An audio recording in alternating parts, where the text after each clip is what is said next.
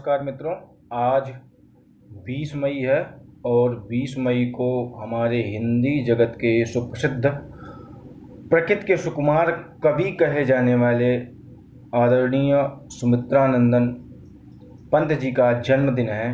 अतः आज हम उनकी एक कविता, छोटी सी कविता पढ़ेंगे जिसका शीर्षक होगा ग्राम श्री। आज इस कोरोना वायरस के वजह से सभी लोग गाँव की तरफ जा रहे हैं और गाँव की संस्कृति कैसे होती है, गाँव की का पर्यावरण कैसा होता है, इसके बारे में उन्होंने इस ग्राम श्री कविता के माध्यम से उन्होंने गाँव की सुंदरता और उसका आकर्षक के कारण जो होते हैं उन सब बारों में उन्होंने ग्राम श्री कविता के बारे में बताया है। तो सामान्यतः छोटा सा सुमित्रानंदन पंत जी का जीवन परिचय भी देखना आवश्यक है, अतः हम शॉर्ट में इनको देख लेंगे। इनका पूरा नाम सुमन चंद पंत, अन्य नाम गुसाई दत्त। जन्म 20 मई 1900 को हुआ था और जन्म स्थान है भूमि कौसानी उत्तराखंड, जो उस समय वर्तमान में उत्तर प्रदेश में था। और इनकी मृत्यु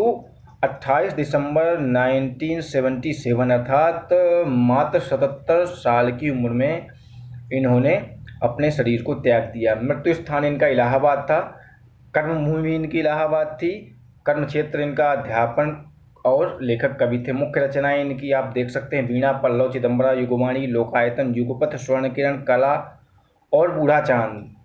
भाषा इनकी हिंदी ही थी। विद्यालय जहाँ से इन्होंने अध्ययन किया उसका नाम था जय Narayan high school, more central college. और पुरस्कार इनको ज्ञानपीठ, जो कि साहित्य का सर्वश्रेष्ठ पुरस्कार है, और पद्म भूषण, जो कि हमारे भारत का द्वितीय सर्वोत्कृष्ट पुरस्कार है। साहित्य अकादमी एक सम्मानित पुरस्कार है। लोकायतन पर सेविसत-लैंड नेहरू पुरस्कार भी इनको प्राप्त हुआ है। तो आइए हम इनकी जो रचना है ग्राम श्री, इसको पढ़ते हैं और इसको समझने का प्रयास करते हैं।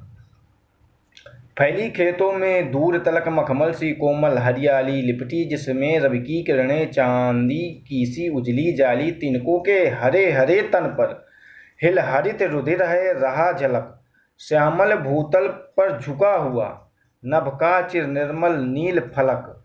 रोमांचित सी लगती वसुधा आई ज्यों गेहूं में बाली, अरहर सनई की सोने की किंकिणियां हैं शोभा वाली। उड़ती भीनी तैलाक्त गंध भूली फूली सरसों पीली पीली, लो हरित धरा से झांक रही नीलम की कली तीसी नीली। इसमें संपूर्ण गांव का चित्रण किया गया।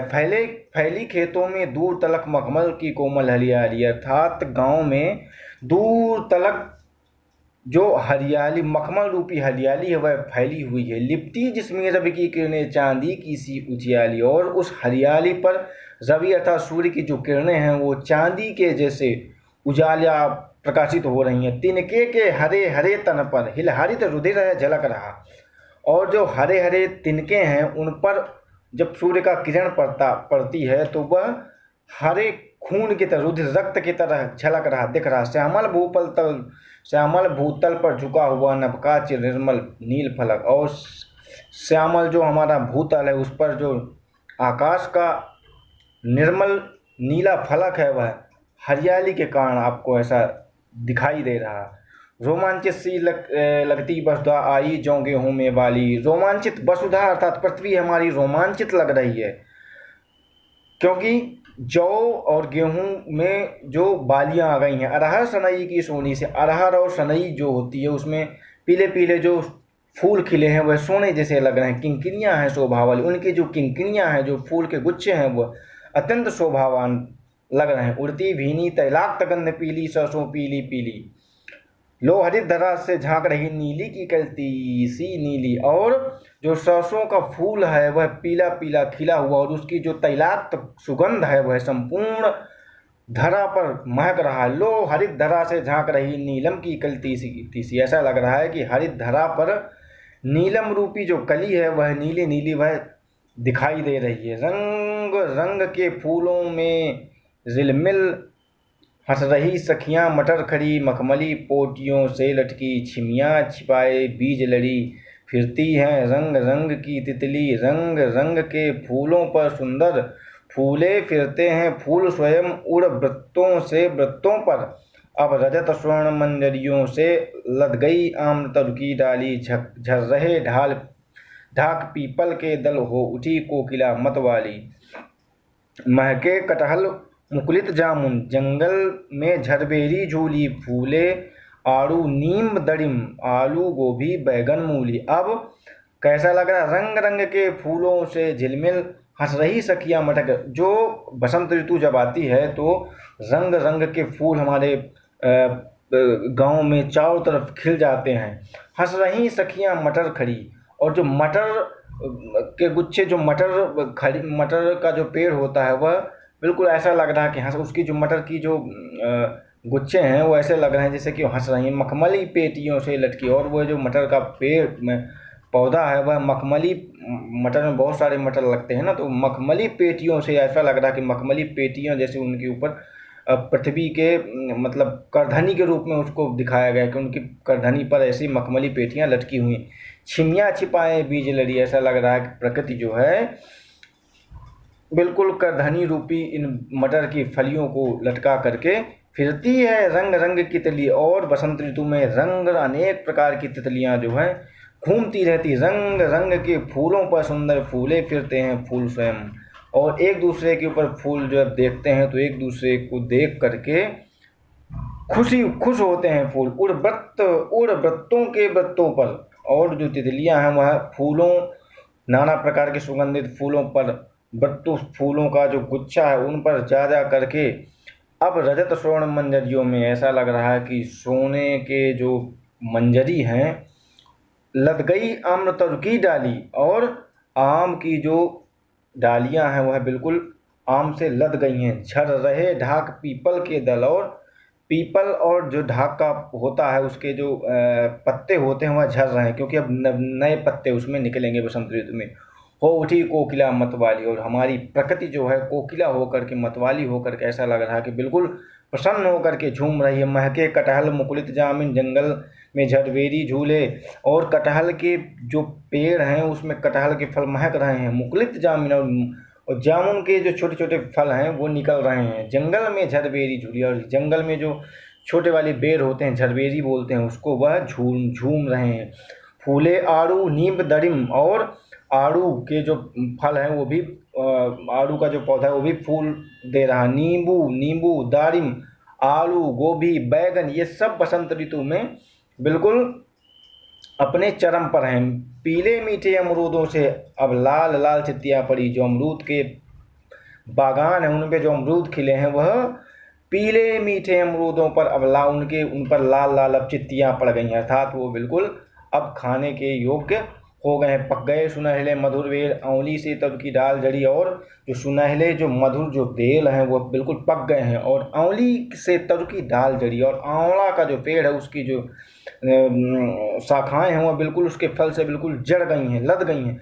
लह पालक महमा धनिया, और जो पालक है बिल्कुल हरी हरी बिल्कुल पूरे खेत में फैली हुई है। और धनिया की सुगंध महमा, जो धनिया भी खूब खिली हुई लग रही है। लौकी और सेम फैली, लौकी और जो सेम के फली है वह चारों तरफ फैली हुई है। मखमली टमाटर हुए लाल, और टमाटर जो है वह बिल्कुल मखमल रूपी लाल लाल लग रहे हैं, अर्थात प्रकृति का जो यह सुंदर चित्रण उन्होंने किया है अत्यंत स्वागत योग्य है। मिर्चों की बड़ी हरियाँ थैली, और मिर्च के जो बड़े बड़े थैली के रूप में मिर्च एक जगह लगते हैं ना, काफ़ी मिर्च जो एक जगह लगते हैं, तो ऐसे लग रहा कि बड़ी बड़ी हरी हरी थैलियाँ भरी हुई लगी।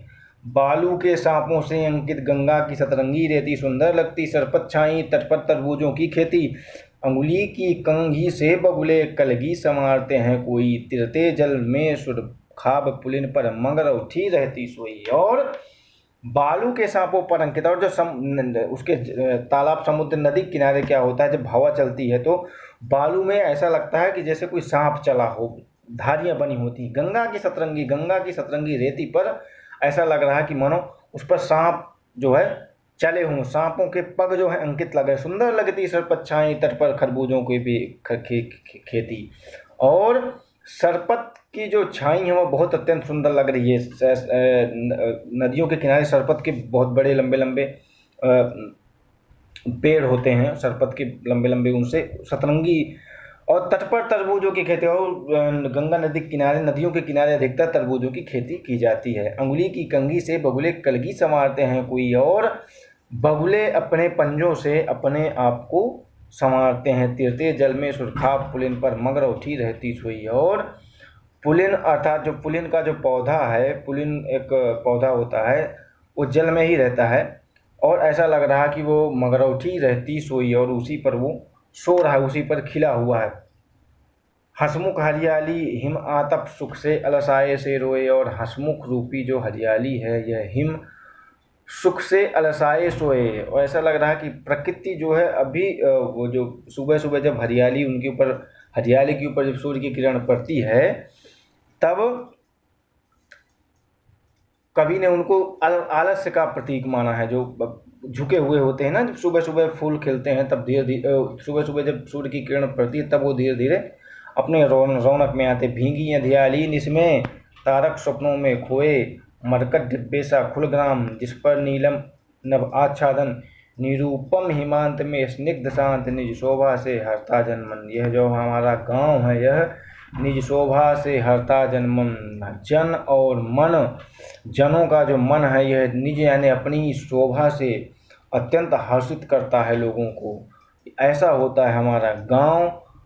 तो आप सभी लोग हो सकता है इस समय अपने गांव में अधिकतर लोग चले गए हैं, तो गांव में इन सब चीज़ों का आनंद आपको देखने को मिल सकता है। ठीक है, बहुत बहुत धन्यवाद। आज हम प्रकृति के सुकुमार कवि सुमित्रानंदन पंत जी के बारे में और उनकी एक छोटी सी ग्राम शीर्ष कविता के बारे में हमने इसको पढ़ा। धन्यवाद आपका बहुत बहुत सभी।